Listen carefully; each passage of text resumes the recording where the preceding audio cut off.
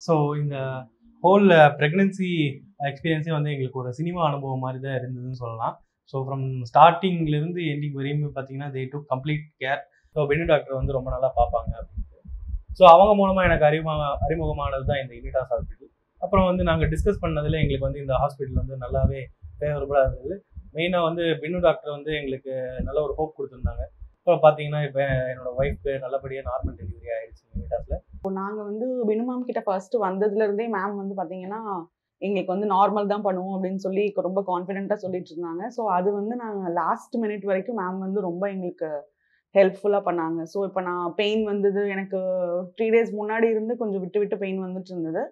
So next day வந்து ma'am வந்து admit ஆக சொல்லிட்டாங்க. ஸோ நைட் வந்ததுலேருந்து எனக்கு வந்து இங்கே அந்த பெயின் அப்போ அவங்க இருந்து சப்போர்ட் பண்ணது ப்ளஸ் என்னோட ஃபேமிலி சப்போர்ட்னால நான் வந்து போனவுடனே ஒரு 3 or 4 புஷஸ்லேயே எனக்கு வந்து இவ வந்து வந்துட்டா.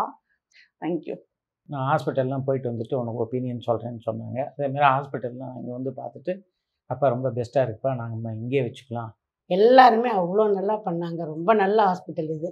பென்னு டாக்டர் மேடம் மேலே நிஜமாக நம்பிக்கை வச்சு வாங்க. சுகப்பிரசவம் செஞ்சு கண்டிப்பாக போகலாம். இதுக்கு நாங்கள் ஷூரிட்டியே கொடுக்குறோம். நல்ல டாக்டர். தேங்க்யூ.